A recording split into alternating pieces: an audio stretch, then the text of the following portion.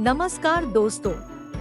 आपका स्वागत है योगेश महाजन लीगल चैनल पर। योगेश महाजन लीगल चैनल पर हम आपको प्रस्तुत करेंगे नवीनतम सुप्रीम कोर्ट के फैसलों और विभिन्न अन्य न्यायालयों के फैसलों पर और विधि ज्ञान को प्रसारित करने का प्रयास करेंगे। इस चैनल पर हम न्यायिक फैसलों के महत्व को समझाने और विधि समझौतों की युक्तियों को समझाने का प्रयास करते हैं। हमारा मकसद है कानून और न्याय के क्षेत्र में ज्ञान को आपके पास पहुंचाना, तो कृपया हमारे चैनल को सब्सक्राइब करें, घंटी आइकन दबाएं, वीडियो को लाइक और शेयर करें। प्रिय सब्सक्राइबर, हम आशा करते हैं कि यह संदेश आपको अच्छे स्वास्थ्य में पाए। किसी भी कोर्ट ड्राफ्टिंग की आवश्यकता हो, जैसे पिटीशन, एप्लीकेशन, जवाब, रिजॉइंडर, रेप्लिकेशन, शिकायतें, संशोधन, अपील, उपभोक्ता शिकायतें आदि, तो कृपया निर्माता से संपर्क करें। आपकी विशेष आवश्यकताओं के लिए हम यहाँ हैं। कृपया हमें आपकी कानूनी सहायता की आवश्यकता के लिए चयन करने के लिए धन्यवाद। शुभकामनाएं। दोस्तों, माननीय इलाहाबाद हाई कोर्ट का एक फैसला आया है जो कि 15 दिसंबर 2023 को आया है। ये एक जो जजमेंट है, ये क्रिमिनल रिवीजन जो पिटीशन फाइल की गई है वो 3760 ऑफ 2023 की है। ये 340 सीआरपीसी से रिलेटेड है और यहाँ पर इस फैक्ट्स ये थे केस में कि 125 सीआरपीसी की जो पिटीशन थी वो वाइफ ने फाइल की थी। यहाँ पर जो रिविजनिस्ट है उनकी जो वाइफ ने 125 सीआरपीसी की जो है पिटीशन थी वो फाइल की थी और उसमें बताया गया था कि मतलब जो मेंटेनेंस थी वो 5000 रुपये पर मंथ की थी, वो फैमिली कोर्ट ने अवार्ड कर दी थी।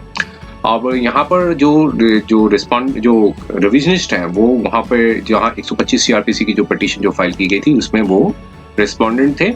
और वो साथ में उन्होंने एक 340 सीआरपीसी की एक पिटीशन थी वो फाइल की थी और उन्होंने ये बताया कि चूंकि जो उनकी जो वाइफ है एक फिजियोथेरेपिस्ट की पोस्ट पे काम कर रही हैं और ये बात जो है वो तथ्य जो है वो उन्होंने अपने एफिडेविट में नहीं बताई, मींस छुपाई है, तो इसलिए 340 सीआरपीसी की जो प्रोसीडिंग्स हैं वो उनकी वाइफ के अगेंस्ट में स्टार्ट की जाए और जो फैमिली कोर्ट ने जो है इसको अनदेखा कर दिया और जो मेंटेनेंस थी 5000 रुपये की वो अवार्ड कर दी।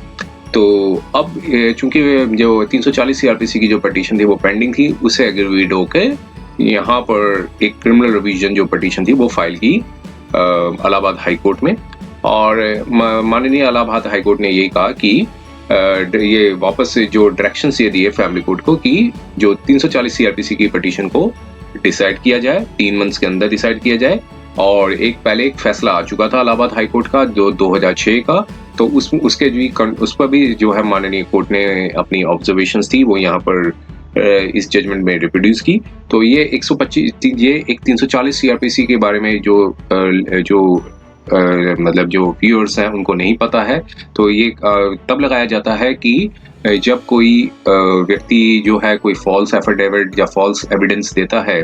किसी भी कोर्ट में, तो जिस कोर्ट में उन्होंने फॉल्स एविडेंस दिया है, एफिडेविट दिया है, तो उसके अगेंस्ट में जो है ऑपोजिट पार्टी है वो एक एप्लीकेशन फाइल करती है सेम कोर्ट में, ताकि उनके ऊपर जो है कार्रवाई की जा सके। 191, 193, 100 जो इंडियन पीनल कोड के जो प्रोविजंस है उसके अंतर्गत जो है वो की जा सके।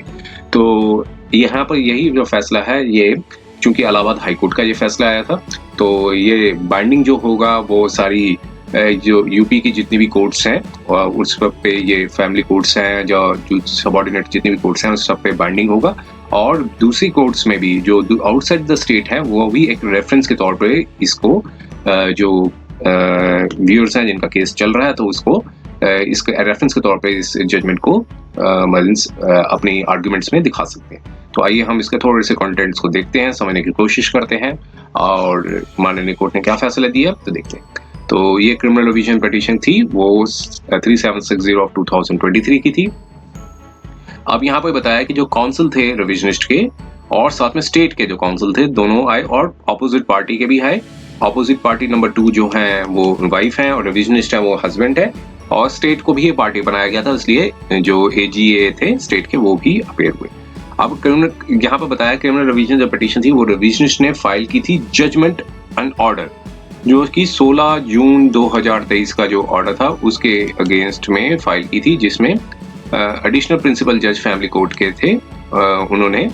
एक एप्लीकेशन जो फाइल की थी ऑपोजिट पार्टी टू, जो कि वाइफ है, उन्होंने 125 सीआरपीसी की एक पिटीशन जो फाइल की थी उसको अलाउ कर दिया था और रिविजनिस्ट को एक डायरेक्शन दी थी कि वो 5,000 रुपये पर मंथ जो है मेंटेनेंस को 2020 से दें, मीन 17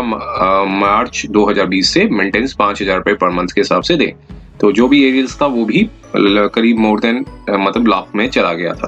तो यहाँ पे फिर बताया कि यहाँ पर सबमिशंस ये दी रिविजनिस्ट ने कि जो काउंसिल के रिविजनिस्ट थे उन्होंने दी कि ऑपोजिट पार्टी ने एक फॉल्स एफिडेविट जो है वो फाइल किया था। वो उन्होंने वहां पर अपने एफिडेविट में बताया कि वो एक हाउसवाइफ है और जबकि वो एक फिजियोथेरेपिस्ट की पोस्ट पे काम कर रही थी एक सो हॉस्पिटल में।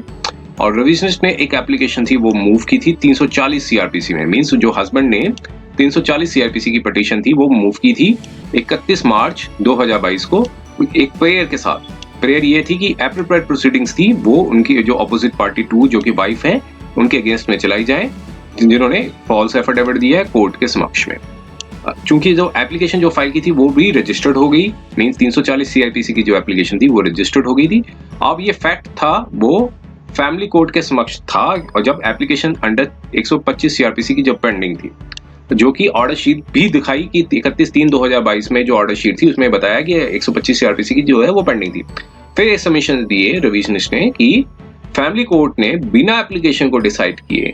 रिविजनिस्ट ने जो एप्लीकेशन फाइल की थी 340 पीएससी की 40 सीआरपीसी की, उस एप्लीकेशन को बिना डिसाइड किए जो वाइफ की जो 125 सीआरपीसी की पिटीशन थी उसको अवार्ड कर दिया, मींस अलाउ कर दिया। और मेंटेनेंस जो कि एक फॉल्स एफिडेविट था वो वाइफ ने फाइल किया था, उसके बेसिस पे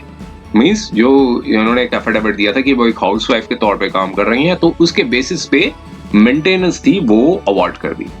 अब इसके बाद फिर एक जजमेंट थी 2008 की, मींस इलाहाबाद हाईकोर्ट की एक पहले भी एक जजमेंट आई थी जो क्रिमिनल रिवीजन नंबर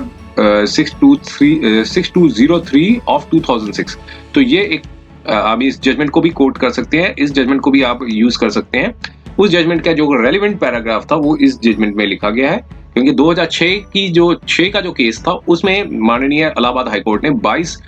फरवरी 2008 में एक जजमेंट दी थी। उसका जो कंटेंट्स थे वो यहाँ पर रिप्रोड्यूस किए। वो कंटेंट्स क्या करते थे वो बताया है। उस जजमेंट में क्या कंटेंट्स थे कि हमारे ओपिनियन में ये एक वैलिड कंसिडरेशन नहीं होगा, जो एक कंट्रोवर्सी जो पार्टीज के बीच में है कि जो प्रोसीडिंग्स जो इनिशिएट की गई है 340 सीआरपीसी में, जो कि ट्रायल कोर्ट ने दी गई मींस जो अडॉप्ट की थी ट्रायल कोर्ट ने, वो करेक्ट है या रॉन्ग है। तो हम इस पे ऊपर कोर्ट ने कहा हम इसमें कुछ नहीं बता सकते हैं। सिर्फ ये कंसिडरेशन ये था कि जो 125 सीआरपीसी की जो पिटीशन डाली गई है कि जो डिसीजन जो था एप्लीकेशन थी 340 सीआरपीसी का, क्या वो एक वैलिड कंसिडरेशन है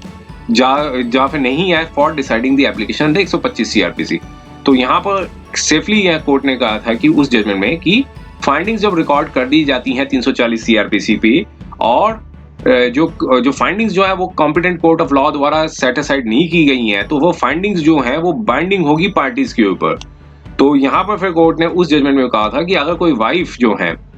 125 सीआरपीसी में जो जजमेंट लेकर आती, मतलब जजमेंट अवार्ड की जाती है 125 सीआरपीसी में, और 340 सीआरपीसी की जो फाइंडिंग्स है वो बाइंडिंग रहेगी। तो फिर साथ में एक कोर्ट ने कहा था कि जब ऐसे में अगर 125 सीआरपीसी में कोई जजमेंट आती है तो वो एक गुड जजमेंट नहीं होगी, क्योंकि जो एविडेंस जो दिया गया था वो फॉर्स दिया गया था। तो जो कि 125 सीआरपीसी में जिस एविडेंस को दिया गया है, अगर उसी एविडेंस को कहा गया कि ये फॉल्स एविडेंस है, तो कोर्ट ने कहा था कि 125 सीआरपीसी की जो जजमेंट है वो गुड जजमेंट नहीं होगी।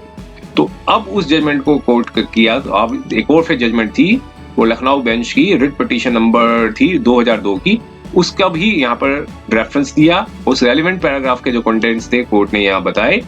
कि कोर्ट ने उस जजमेंट के बारे में बताया कि इन माय व्यू अगर कोई एप्लीकेशन जो है मूव की गई है, पेंडिंग है, अगर वो नोटिस में लाई जाती है कि कोई एक फॉल्स एविडेंस जो है जब वो फाइल किया गया है कोर्ट में या फिर फैब्रिकेट किया गया है कोर्ट में प्रोसीडिंग्स को, तो कोर्ट को पहले उस एप्लीकेशन को डिस्पोज करना चाहिए बिना